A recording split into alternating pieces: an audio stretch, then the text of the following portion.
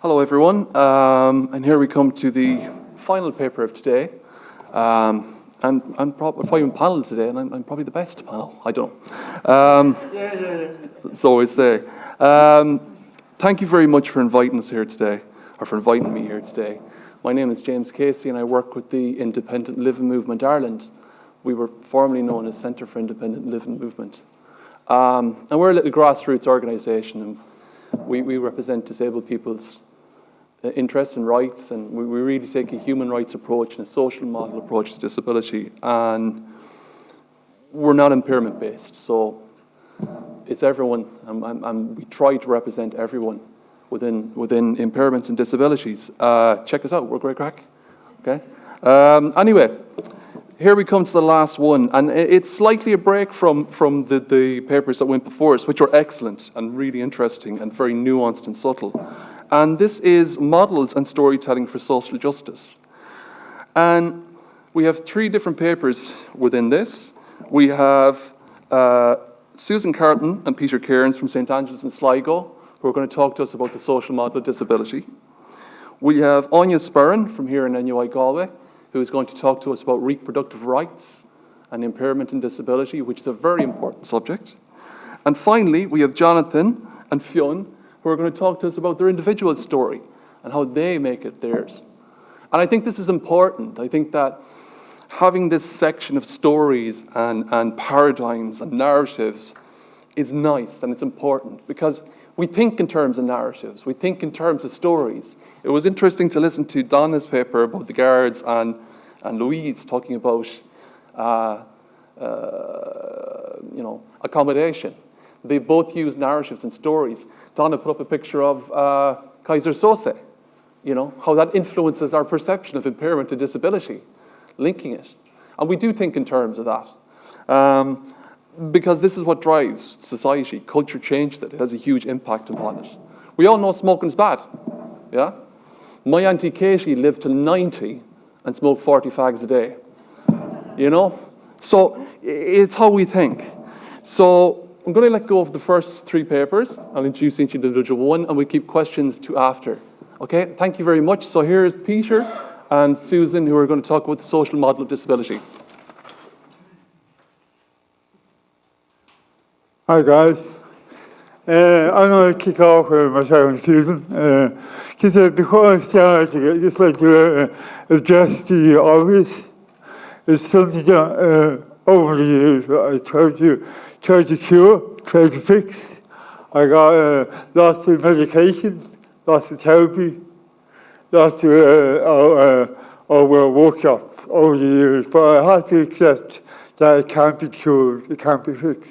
So I'm going to have it for the rest of my life, and you're going to have it for the rest of this presentation. So, in other words, I have a different accent. It can't be cured, right? So, and a slight tricky self-policy, you wouldn't know it at all. So just myself and Susan are going to take turns to the slides. We're going to look at the social model. But again in terms of the medical and social model, coming from a nice posh part of Dublin called Coolock. So anybody knows the patient OT? That's Coolock. So I might accidentally rob a handbag. Can't help it. I was born like that. So just in terms of the medical model and the social model and disability, coming from Coolock, a lot of my friends are either dead or in jail or in crappy jobs. Whereas I got a chance to go to college, get a degree, escape out of Coolock, and move to Leitrim 15 years ago. So the idea of the medical and social model is that the medical model, the impairment takes over. And as an artist, as a dramatist myself, anytime you have a disabled character in a play, his or her impairment takes over the character. So medical model is that the impairment overshadows everything. Social model opens up the idea that the disability is how society responds to people with impairments. So that means like things like class, gender, ethnic backgrounds can be explored. Under the medical model, that can happen. And you see this T-shirt here, with the medical model, the charity model, the idea of pity. So we just try to stick that up and start the conversation around the role of models and stories as well. So just hand over to Susan. Thanks, Peter, and hello, everybody. So just a quick reminder of how the purpose of the conference here. And I suppose, how does our presentation fit in with the theme? Well, our contention is that the pursuit of engagement on disability rights and disability equality is strengthened if it's based on a solid social model of disability basis and foundation. And our disability studies that we run in St. Angela's are all based on social models. So that's where we're coming from in our studies. So Peter, will I? Yeah, so just in terms of the work that Susan and myself do in St. Angela's and the importance of the social model, just thought I'd speak to say, I'm sure a lot of you know about the cartoonist Crippen. There's a cartoon up here where you have a disabled man in a wheelchair, and his care team are asking questions, and he's taking the question to fuck off. So the idea of asking what disabled people want to say and what we're allowed to say is very interesting. Even today, there's been some lack of clarity around that conversation as well. So I just hand over to Susan. We've shamelessly stolen from the UN work on gender equality, their sentence about what equality is. So for us, we've looked at, I know, don't tell anybody, disability equality is reflected in a society where disabled people are visible, empowered and participating in every sphere of public and private life. So that's our aim and that's our basic underpinning principle when we're teaching disability studies in St. Angela's. That's our vision for what we see as the world as it should be. And then I just stick up a photograph here by the Irish UK artist David Heavey. It's a photograph of quite a medicalised wheelchair, black and white, and it's a carcass of a goat in the wheelchair. We don't know whether the goat is female or male. It's just a carcass. So it's a wonderful social photograph depicting a medical model in narrative. So, but the thing is, what part of this presentation is to recognise that for the past 30 years, there's been a strong connection with our colleagues in the UK in terms of the social model and disability equality. But the voice of the day, as Jane says, I work with the independent living movement. The actual collective voice of disabled people in the Republic has been quite slow to get off the ground.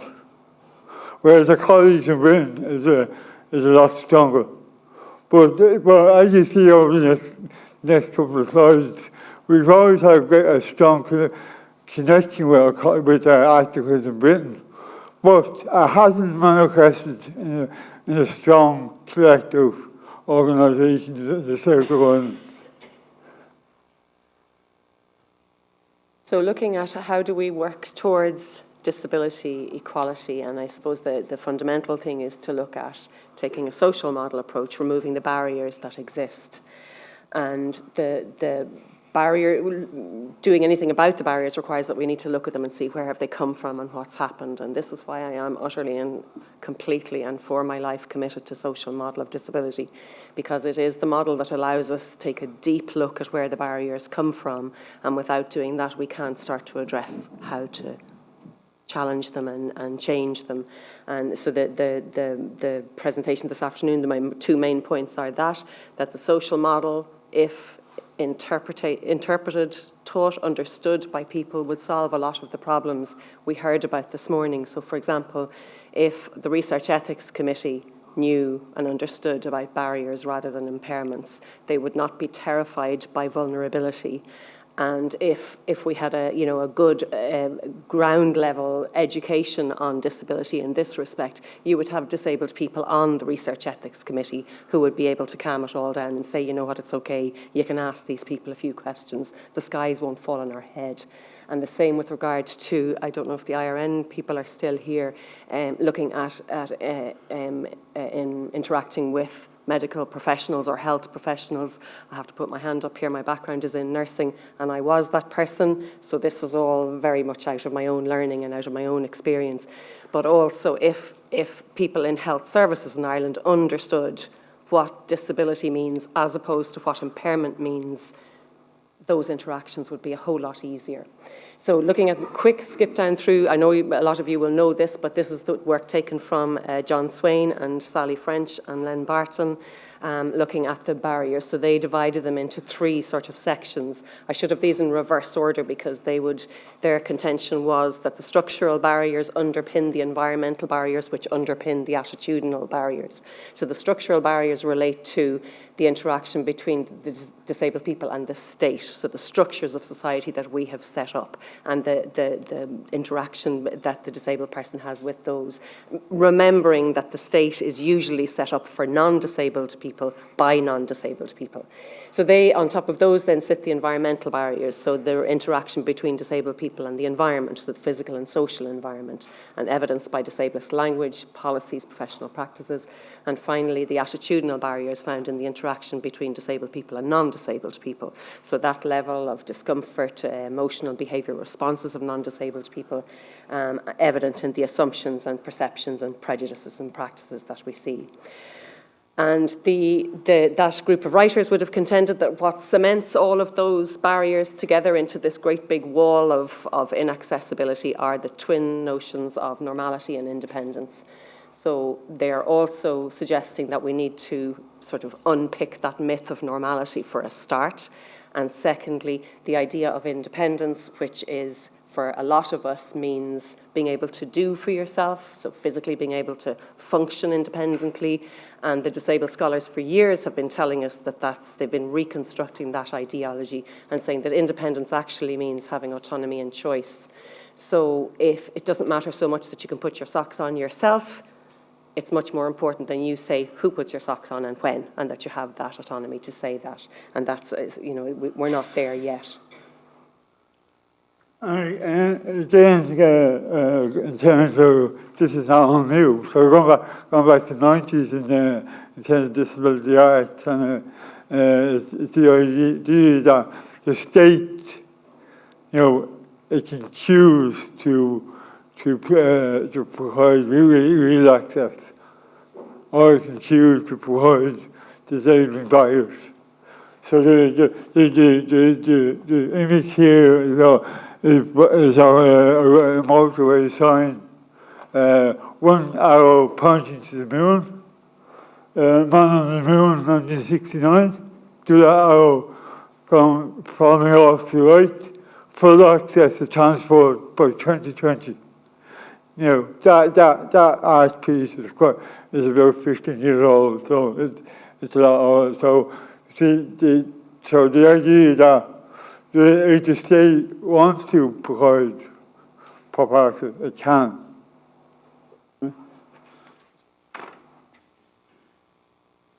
So as you all probably know, social model's been around for a long time, articulated first in 74 and 75 by the Union of the Physically Impaired Against Segregation in the UK. It's been well rehearsed and discussed in the UK, and it has had a huge impact on the lives of disabled people there. Recently rowed back by the political environment and the economic environment in the UK where dreadful things have been happening. And this is something that worries me, turns my knees to water here, that with all the advances that were made in the UK, it just took a change in government, a big swing to the right, and now all of the rights, all of the supports are being decimated there. But it was very interesting to us, I suppose, having worked closely with our colleagues in the UK, that Ireland and England are not, or Britain are not terribly different. We have a lot of similarities in our histories to some degree in terms of being, English speaking in the same geographic area, and of course the influence of Britain on Ireland and the development there. And it's just, we were trying to figure out why has development been so slow, and what has been the resistance to thinking about disability in a different way. So very quickly, and I won't go through all of the slides because I don't think we'll have time, but historical influence on the church of the church on the state, which created probably quite an uncritical citizenry.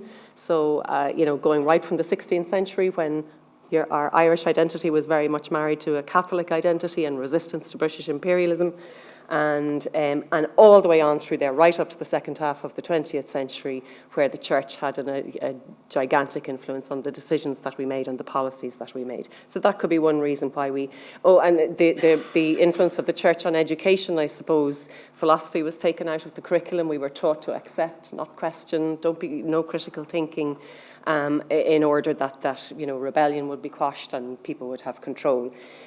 Dominance of the centre-right politics in this country, and Peter's going to talk about that a little bit later, and of course the relative size of the two economies. We were very open to all of the crash in the last couple of decades, and where possibly if that hadn't happened, we could have been making strides towards disability equality and promoting rights. Instead of that, we've had draconian austerity and the withdrawal of rights for people here.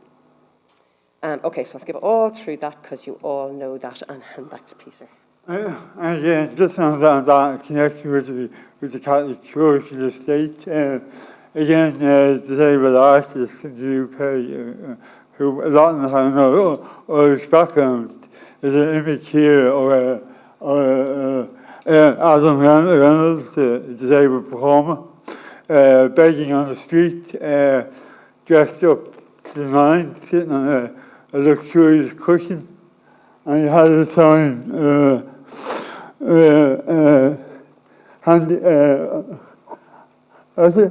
handicapped Adam, thank you, please. A cardboard sign begging for money. And this is a photograph set up on purpose by David Healy. So that idea that the charity model, again, which is part of the medical model, and also that the Irish Constitution and the Catholic Church back in the 1930s, where the Ecumenical Congress in 1933 published a piece before the Constitution saying that all services should be private, that the state should provide no service, and that only provide the services if organisations can't do it. So it's quite fundamental to our constitution that we have a neoliberal model where the state collects money and gives the money to private companies to deliver services, and that's what we have today. So, yeah. Thank you very much, Peter and Susan. I'm pretty sure that paper is going to provoke debate. Our next speaker is Anya Sperrin, who's going to talk about another issue that is, really does touch disabled people's lives. Even from, colleagues of mine and disabled people I know feel very strongly about the next project that she's talking about on reproductive rights and disability. Getting set up. Sorry, I have a quick announcement. If anyone owns a Kia Sportage registration 161D something, I'm not sure what the rest of it is, it is parked illegally and it might be clamped any minute. So if it is yours, please come outside and move it, and we'll direct you where to move it better. Sorry, just wanted to say that before you keep going.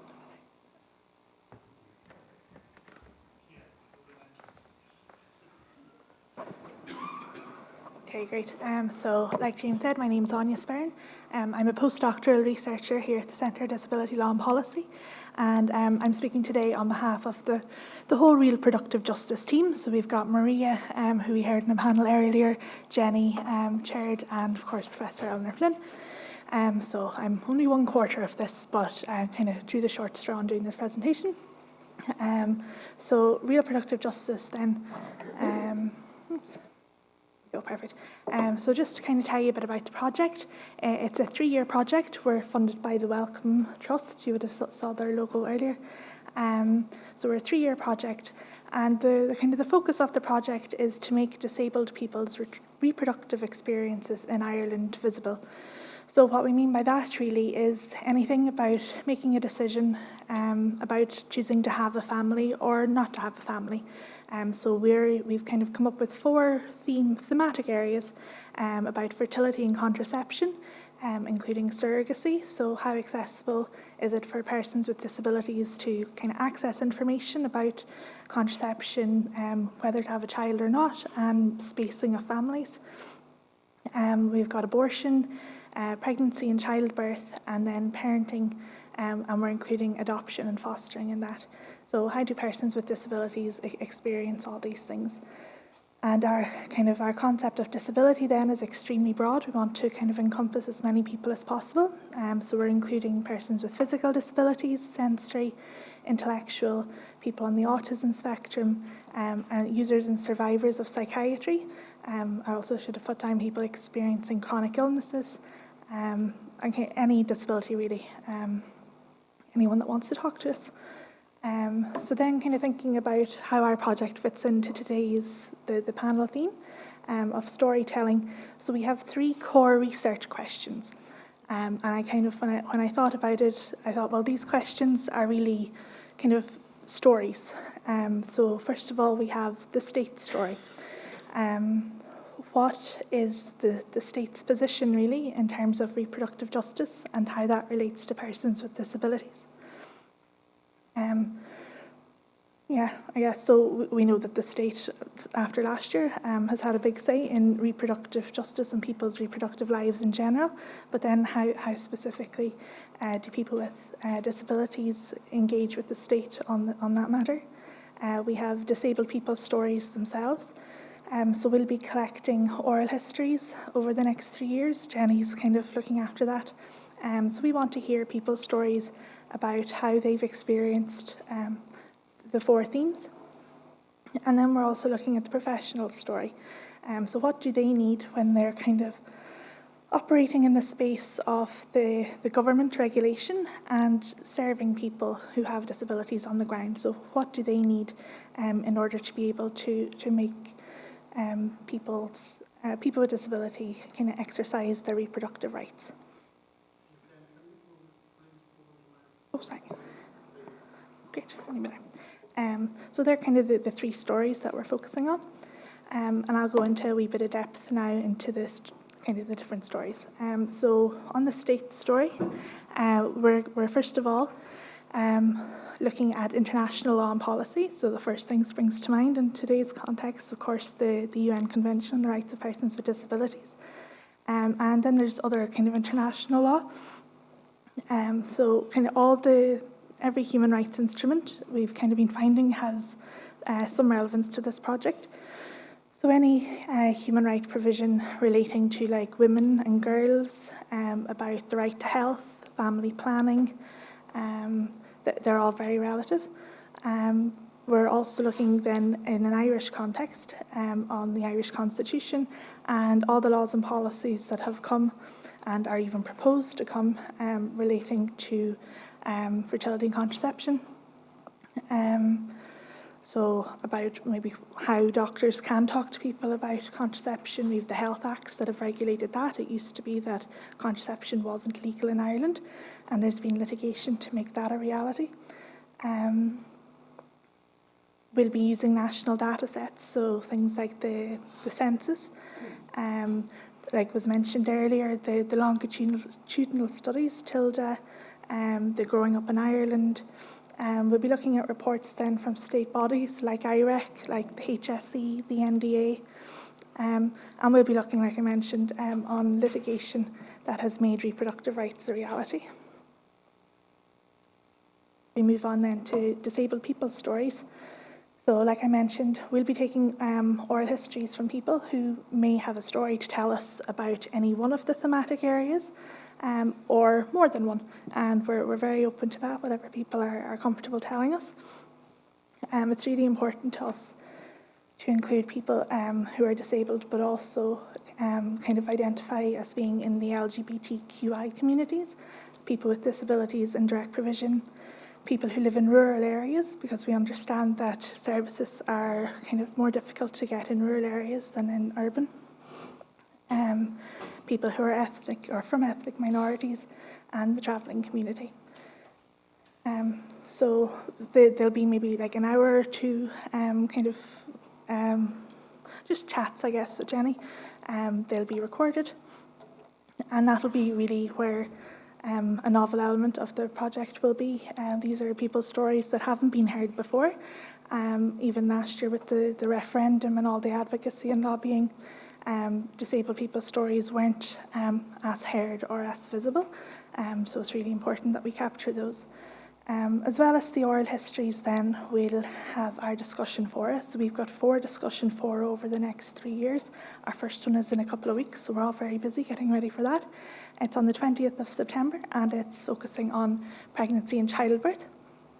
So we're inviting representatives from the professional sector, from the kind of the legal, medical and social work backgrounds, people with lived experiences of disabilities, to all kind of contribute, just to exchange information, exchange stories, and we're hoping it'll be really eye-opening for everyone in the room.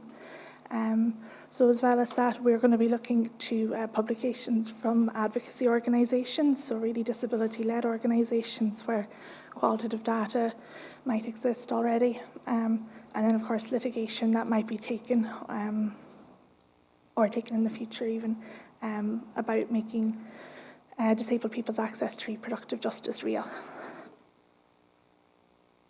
So the final story then is the professional story, and how we'll gather this is through key informant interviews, so people in the legal, medical and social work professions will hopefully speak to us and tell us how they go about doing their jobs, delivering services to persons with disabilities while operating like within their own frameworks. So they've got professional regulations.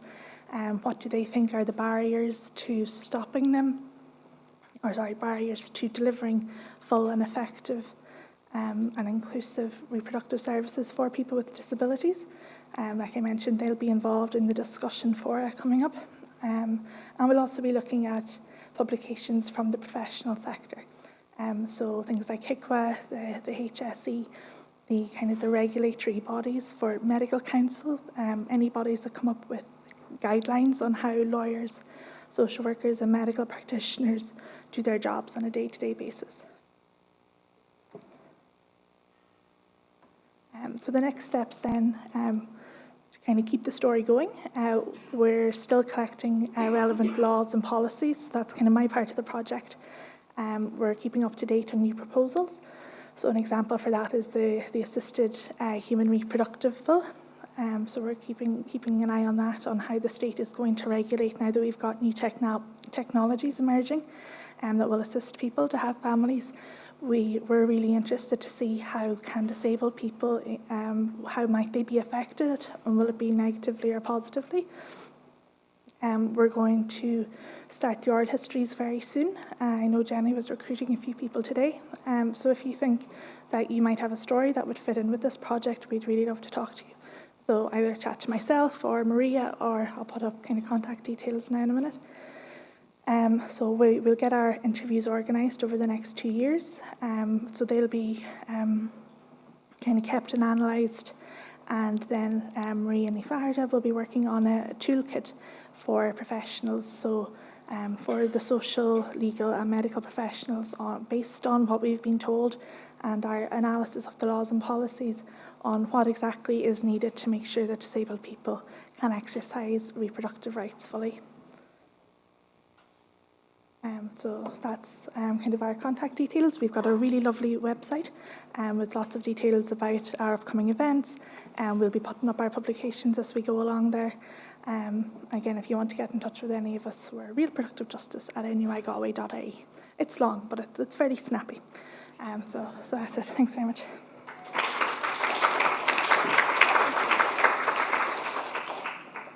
Thank you very much, Anya. That was really interesting, and to see the interactivity of that research project, which is nice. Up next, we have our last speakers of the day. It's Fionn and Jonathan Angus, and they're going to talk to us about their travels and about their different way of doing things that is really a lovely narrative. And they have an excellent series on YouTube. If you want to check it out, it's really, really good. So I would put that plug in. I'm not affiliated, they're not paying me, but it's a really, really nice series. Here's your money.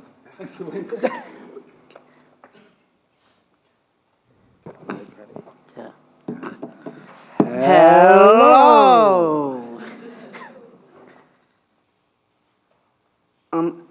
How is everybody doing? My name is Fionn. And my name is Jonathan. And when you take our two names and you... Jonathan. I was just setting that up. And I knocked it down. Well, Fionathan is a father and son team. A son and father team. A son and father team planning to change the world. One chromosome at a time.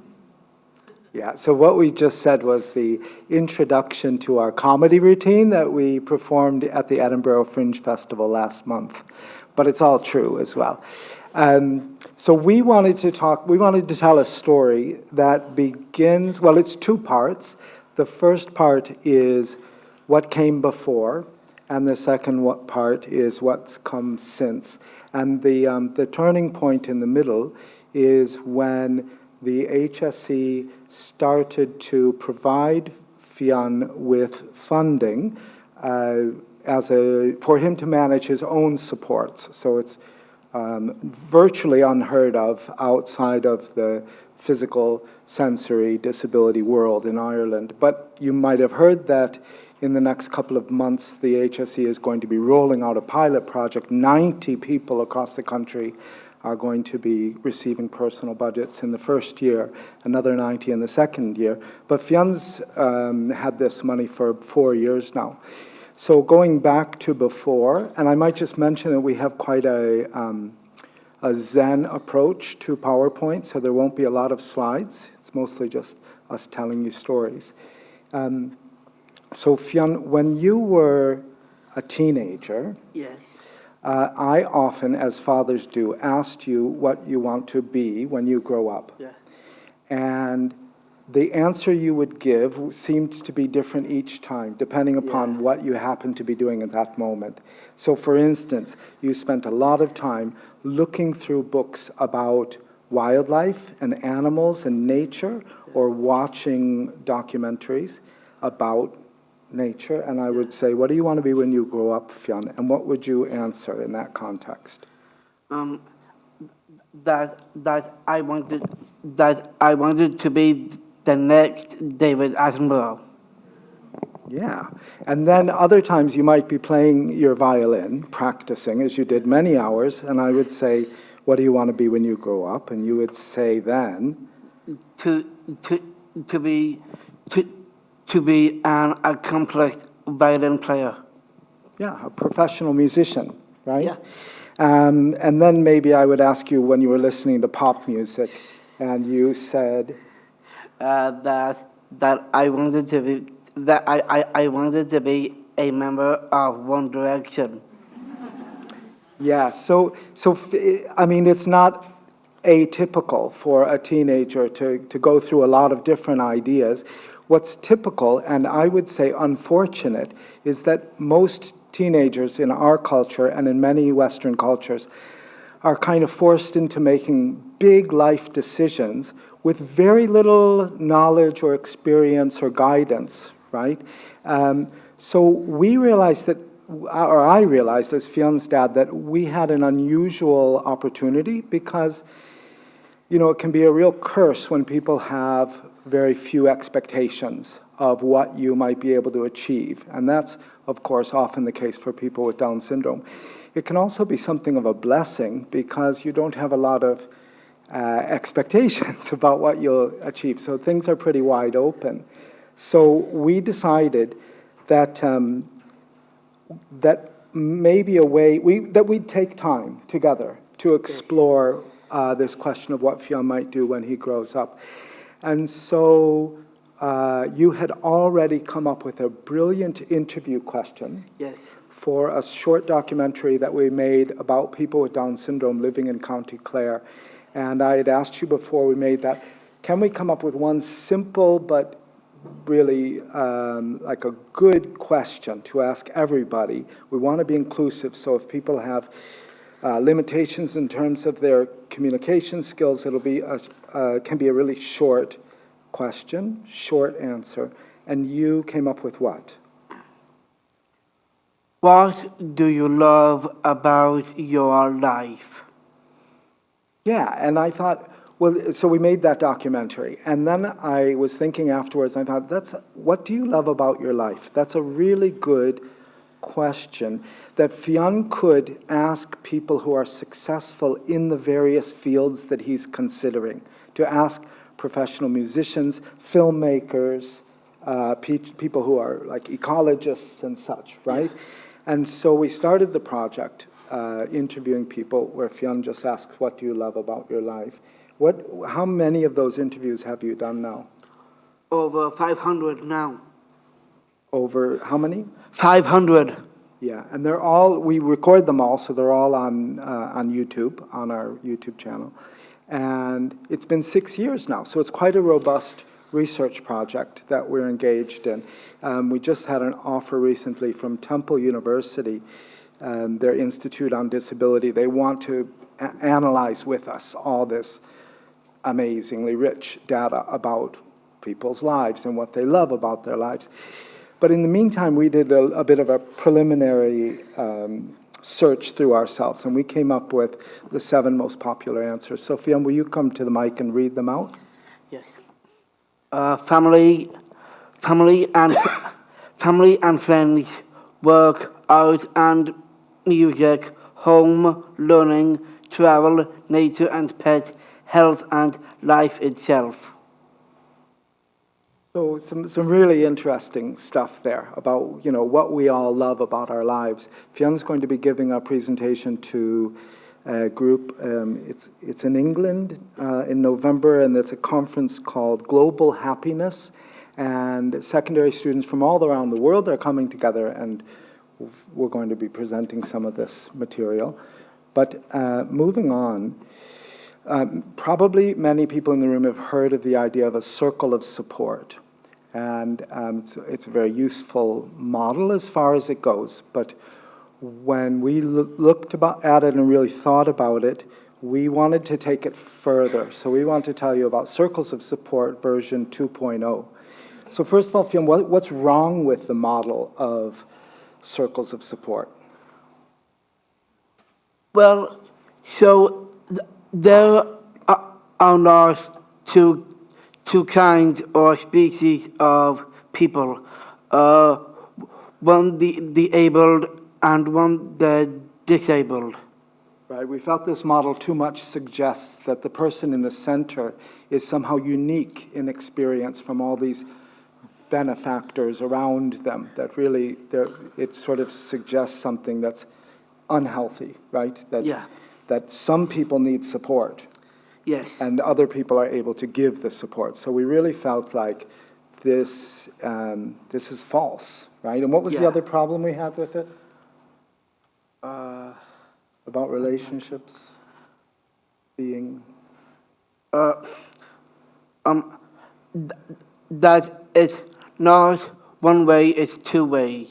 Yeah, that every interaction with 2 people, both people benefit from the human interaction. And to give a gift is often, it makes you feel great, doesn't it? Sometimes the person who's giving the gift gets the most out of the experience than anybody who's, over the age of 12 and experiences Christmas morning. That's true, that giving a gift is a great way to feel good. So the way Fionn created this picture, you can sort of see that the relationship between the person in the middle and the people around the periphery is a 2-way thing. And also, if you can imagine any of those people on the periphery is the center of their own circle. We all have circles of support, or we wouldn't be in this room today. So you can see, actually, with the gold lines, a bit of the circle that's apparent, and you can imagine the hidden part around the outside. And when you do, you realize, oh, and that person in the center is on at least 6 other people's circles of support.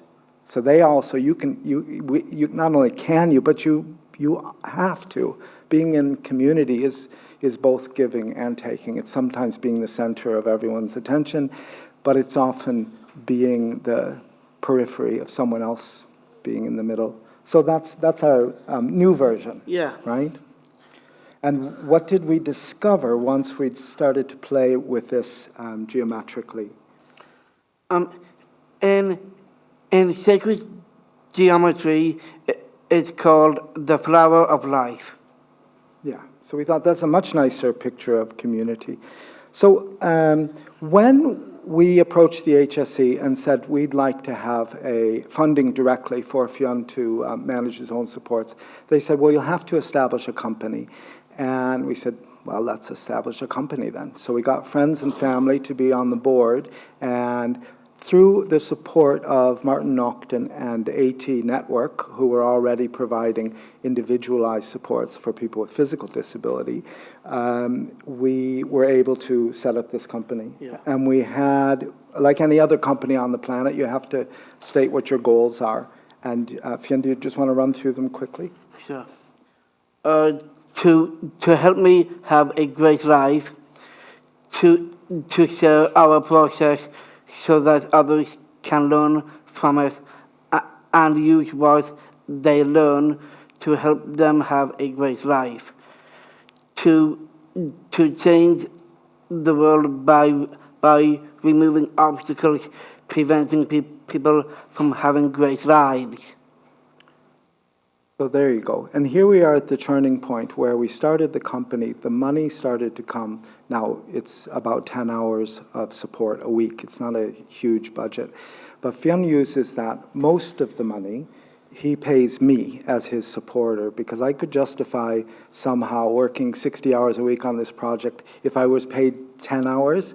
Much easier to myself than if I was paid nothing. So that's kind of the way that we're doing it. And we also realized that through the wage subsidy scheme, our company could employ Fionn with a person-centered job. So, so playing your music and giving talks to school children around the country and traveling the world. That David Attenborough piece is all part of Fionn's wages and his work. The first thing we did, though, was closer to home. Yeah. In fact, where did we travel from and to with the Irish Whale and Dolphin Group on this trip? We travelled from Donegal to Galway. Yeah, to Galway Bay, just shortly before you moved from your home in Clare to your home in Galway. And it kind of broadened our horizons, and it was actual research. It was scientific research, not just a pleasure cruise. So the information that we were helping to collect was useful to whale and dolphin scientists. So this is, I'm calling it year 0 because it's before we got our funding. We were invited to Toronto around Christmas time to work with, what's her name? Janet Cleese. Janet Cleese, who was instrumental in creating this amazing project called Deahago, housing for people with challenges. And we gave talks to that group, we played music, we learned things from them, we shared some of our story, and then we went to Ann Arbor, Michigan, and we did all that again. So that was our first year's travel. In what we call year 1, we spent a month in Tanzania, and we did, again, lots of learning exchanges and met amazing people. And we also made a trip to Vancouver, which then took us to Montreal, New York, Lancaster, Pennsylvania, and Jacksonville, Florida. So that was an amazing year, but it was only the beginning, because the next year we went to the Amazon. You've always said you wanted to experience the wild places of the world. Yes. And we did it. I never would have thought of going to the Amazon myself, but Fionn wanted to go, and so we went. And he brought his violin with him, and they told us in the small grass hut in the middle of the village of 50 people, deep in the Amazon rainforest, that the children had never heard a violin before. So then for your 21st birthday, you wanted to travel through the redwoods of California. Yeah. So we started at the top of the West Coast and we traveled all around, all the way down to the bottom from Canada to Mexico. So there's our second year. We're going to kind of cruise through because there's far too much to tell you about. But we made 3 trips to the UK, and those were all, most of these trips that we've described are just, well, let's go somewhere and let's see if we can find some work there. And those 3 trips to the UK were people that were asking us to come and talk at colleges and such. So then finally in year 4, we did a round the world trip. And you can see both in the list and then on the map the places that we went to. Not all of this was on the one trip. We didn't even go into the United States on that trip, but we later did go through the United States and up to Iceland. Yeah. And then here's our 4th. And that's where we are now. We're starting these years like an academic year, so we've just completed year 4, and we did a big trip around the United States, including Hawaii, and then we made our trip to Denmark in the summer, and more recently our trip to Scotland. Yeah. So you can see underneath the names that everywhere we go, we're doing work. So these are officially work trips. We don't yet cover the expenses of the trip entirely, but we're not far off. So that's our hope. Fiona's completing a children's book to be published before the end of the year. Yeah. And we're comedians now. Who knew it? So we get to do comedy when we go to Minnesota next month. So looking forward, who knows? What are some of the plans? We're talking about going to India next year. Yeah. We've been invited to work with some people there, to Thailand. Fionn really wants to go to which island in Indonesia? To the Komodo National Park. And why do you want to go there? What? Komodo dragons. Exactly Yes. right. Yeah. So that's us. Thank you so much. Yeah.